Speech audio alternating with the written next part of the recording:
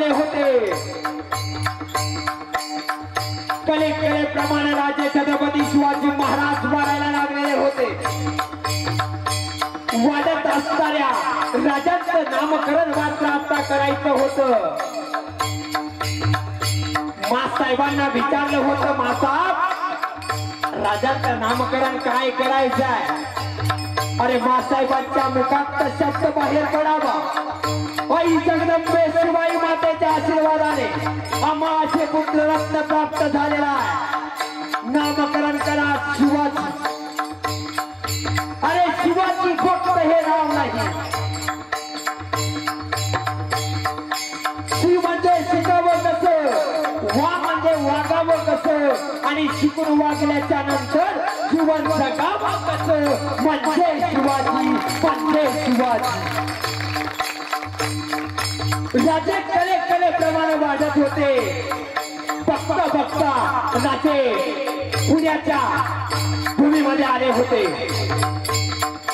बघता बघता या पुण्यामध्ये लाल महाल अत्यंत सजलेला होता। तो लाल इमारत या लाल महालाची उभी राहिलेली होती। एक एक दिवस निघून जात होता। अरे ह्या सह्याद्रीच्या कड्या कपाऱ्यातील असणारे मर्दमावे राजांच्या जवळ यायला लागलेले होते। एक एक मावळा राजांच्या जवळ आला होता। याच मावळ्यांना घेऊन सह्याद्रीच्या कड्या कपाऱ्यात वसलेलं रायरेश्वराचं मंदिर महाशोधलं होतं। आणि रायरेश्वराच्या मंदिरात स्वतःच्या रक्ताचा अभिषेक महाराजांनी घातला होता। या हिंदवी स्वराज्याची शपथ घेतली होती आणि रायरेश्वराला सांगितलं होतं, हे रायरेश्वरा, अरे आई तुला यानंतर अभिषेक होणार, पण तो कोण्या कष्टकऱ्याच्या शेतकऱ्याच्या गोरगरिबाच्या रक्ताचा नाही, तर रायरेश्वरा आई तुला यानंतर अभिषेक होणार, पण या मातीवर अत्याचार करणाऱ्या जवानांच्या रक्ताचा होणार, रक्ताचा होणार। अरे एक एक दिवस उलटून जात होता, एक एक दिवस उलटून जात होता। बघता बघता राजांचं राज्य मात्र वाढत वाढत निघालेलं होतं। दरबारी बेगम कलांडी होती। मेरे दरबार में ऐसा एक ही मर्द नहीं है जो जाकर उस शिवाजी राजे का बंदोबस्त कर सके। विजापूरचा दरबार मात्र शांत होता। दरबाराचा रिवाज होता, बादशाहच्या समोर बोलत असताना प्रत्येकाची मान खाली जमिनीकडे झुकलेली असतात। मान जमिनीकडे झुकलेल्या होत्या आणि बेगम कळत होती,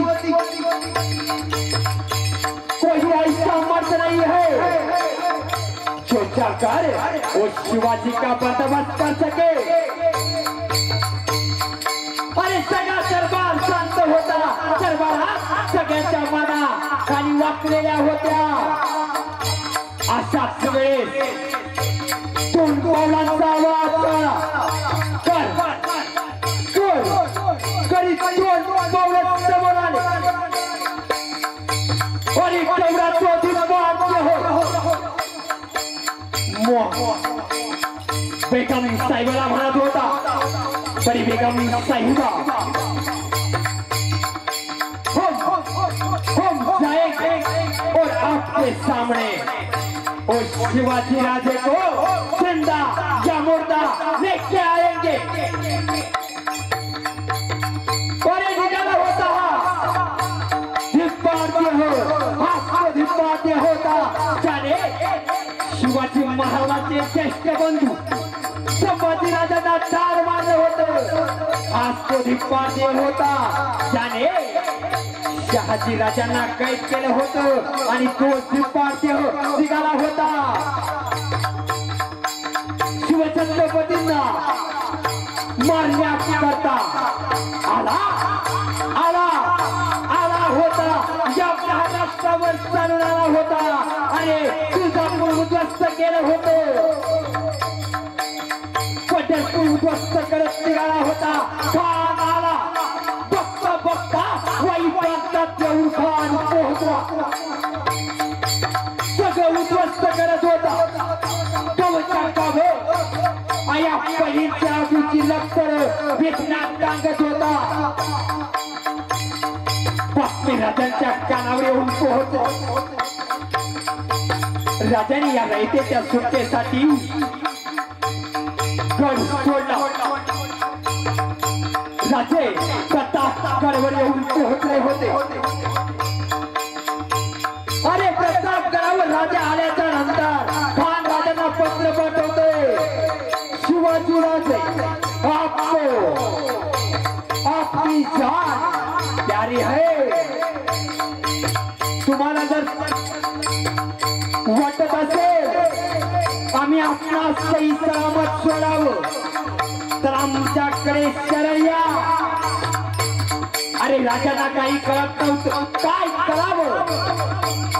पण राजाने पत्र पाठवलं होतं. खान साहेब आम्ही तुमचेच आहोत. हे राज्य तुमचंच आहे. ही जहागिरी तुमचीच आहे. पण आम्हाला आपली भीती वाटते. आपणच यावं आम्हाला भेटायला. अरे खान आला होता राजांना भेटायला. 10 नोव्हेंबर 1659 रोजी खानाच्या भेटीसाठी शमेरा उभारला होता. राजे प्रतापगडावर होते. खान शमेरा पोहोचला होता. राजे आले होते. बघता बघता खानाने राजांना बघितलं होतं आणि खान म्हणतोय अहो शिवाजी राजे या आमच्या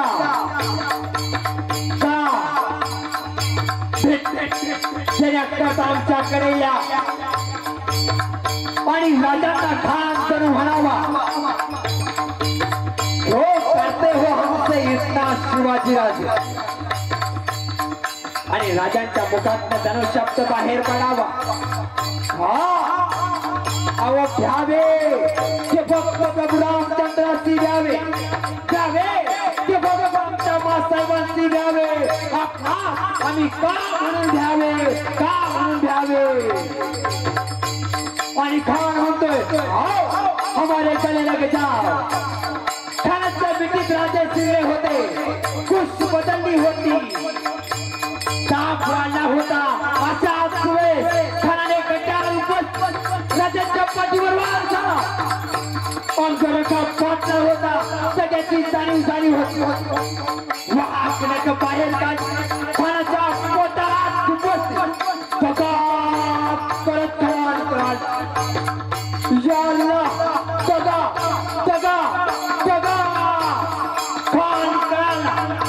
राजे बेसावत कृष्णाजीने राजांवर वार केला. राजांच्या वार मस्तकावर झाला. राजाने कृष्णाजी छाटला. राजा अजून बेसावत. अशाच वेळेस एक दानपट्टा धावत आला. राजांचं मस्तक छाटणार पण त्याच वेळेस त्याच्या सफाईने अत्यंत वेगाने एक दानपट्टा धावत आला.